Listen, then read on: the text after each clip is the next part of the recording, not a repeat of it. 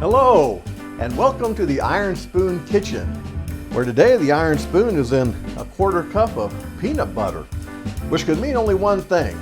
We're making Betty Crocker's 1961 peanut butter finger cookies. And this is a recipe that I came across that is very popular within the whole United States. And probably since about 1950, that's when it really took off.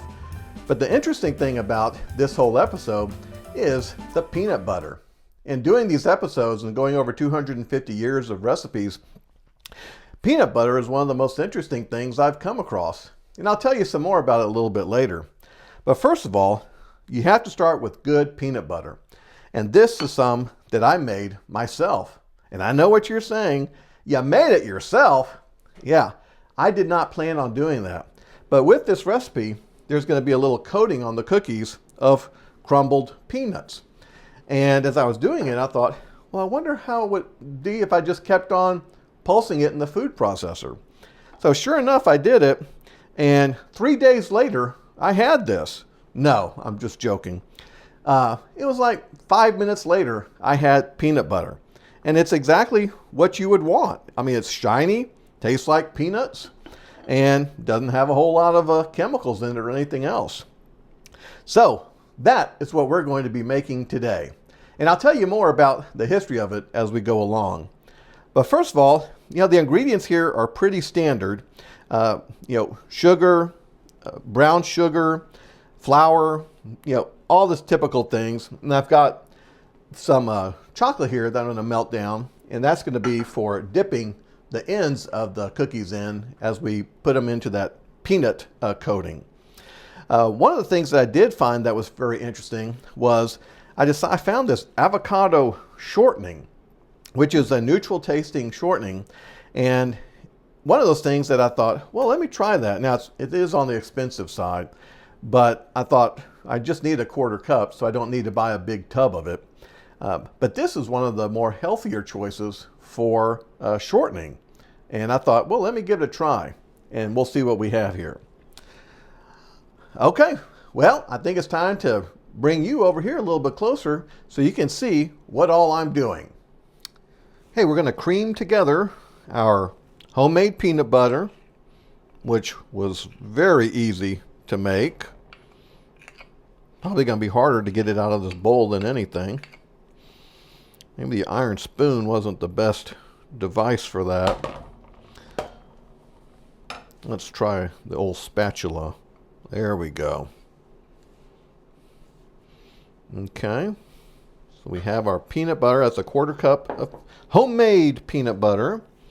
And then we have our, let's see, quarter cup of brown sugar.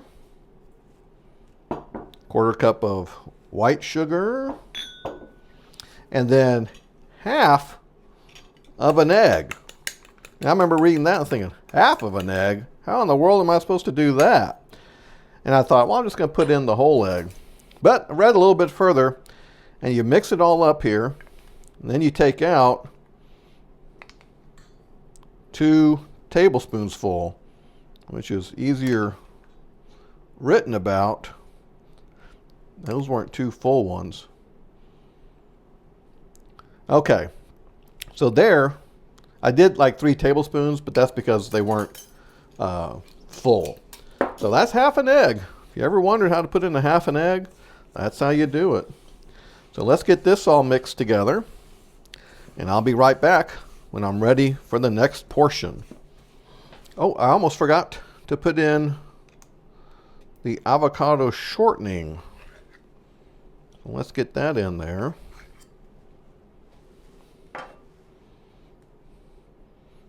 Okay, now I'll get this all mixed together and I'll be right back. Hey, we've got 3/4 of a cup of sifted flour here, and I've got baking soda, baking powder, and a little bit of salt in here. So now let's get our peanut butter mixture here. Let's add that in.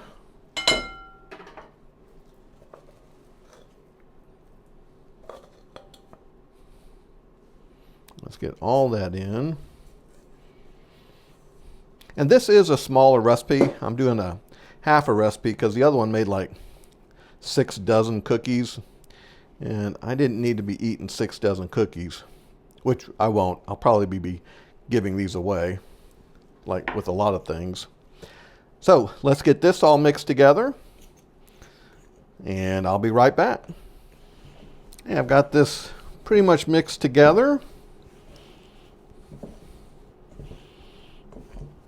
And so I'm going to get this and put it into the refrigerator for about an hour. Okay, see you in about an hour. Hey, I'm back. The dough has been in the refrigerator for right at an hour. So I'm going to go ahead and start rolling it out. So come on over here and let's take a look. And one of the first people to do something special with peanuts was Dr. John Harvey Kellogg. Does that name sound familiar? Here's a picture of him. He filed for a patent for something that he called proto peanut butter. And it was boiled peanuts that he would take into a paste so that it was easy for the digestion and also was easy to eat if you didn't have good teeth. It was a way to get protein.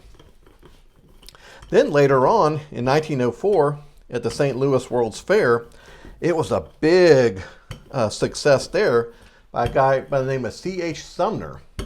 And this was 1904. He had a grinding machine. Here's a picture of the patent for the grinding machine that he used to grind the peanuts and made peanut butter. And it was hugely popular.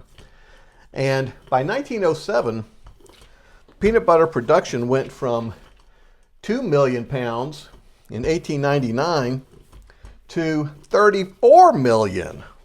Oops, looks like we lost a little piece here, which is amazing. And there's still some peanut butter companies that are still in business today that were in business way back then, like in the Crema Nut Company. They started out in 1908, and they're still in business today. Beech Nut Packing Company, they were one of the first to actually put peanut butter in a jar, and that was back in 1904. And here's a picture of them from 1919. They went on to make baby food after that. Okay, I think we've got this done. Let's see if we can get a little bit more powder on this, or flour, I should say. I think I've got that thin enough. So we're going to start making our peanut butter fingers. Let's see how thin that is. Yeah, it's about 1/4 inch. That's what they said. So I'm going to get this cut out, and we'll get this onto the cookie sheet. I've got a dozen cut out, and so I'm going to put this into a 375-degree oven for about 8 to 10 minutes, and we'll see how it goes. Hey, they've been in there about 12 minutes, so I'm going to go ahead and take them out. Okay, let's give this a whirl and see what we get. We're just going to dip this in the chocolate in my makeshift double boiler. And I'm going to dip it in the peanuts.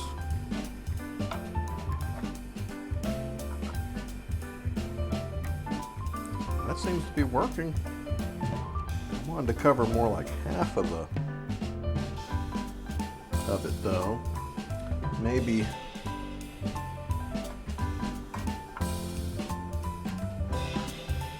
let's try it this way. Yeah, this works too.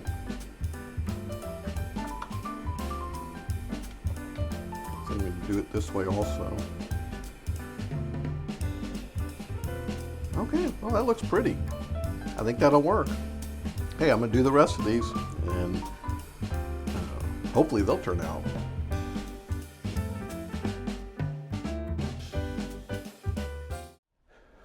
Well, success!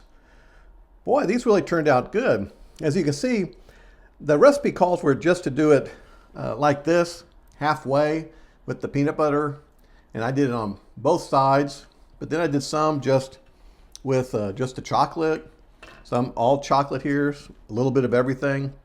So there's more than one way you can do this, but let's go ahead and give this a taste.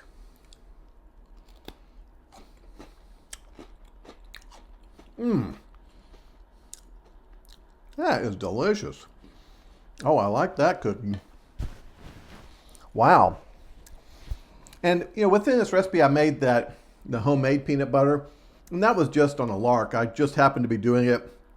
I hadn't planned on it. So if you want to use regular peanut butter with it, that's what's part of the recipe, and it does have a little bit different flavor. But with this, you get peanut, and you get chocolate, and you get peanut butter and chocolate. So it's delicious. And this recipe from 1961 is essentially the same as the Betty Crocker 1987 recipe. The 87 recipe has half shortening and half butter to make it a little different flavor to it. But Betty Crocker, that company in 1950, they came out with the peanut butter cookie, the regular one, and that really set off the craze there. So peanuts have been an important part of our 250 years of history, but especially in the 20th century and on now into the 21st century. Well, if you made it this far, that means that you must have liked this video, so please hit that like button. And if you would like to subscribe, go ahead. It doesn't cost you anything, and I used to think it cost something, but it doesn't. I don't even know who subscribes. All I see is that the number goes up. So please keep that in mind as well. I hope that you enjoyed this peanut butter finger cookie from Betty Crocker. It's not so much a finger, I guess I just made a cookie, or maybe it's a flat finger. But anyhow, thank you for joining me here again in the Iron Spoon Kitchen.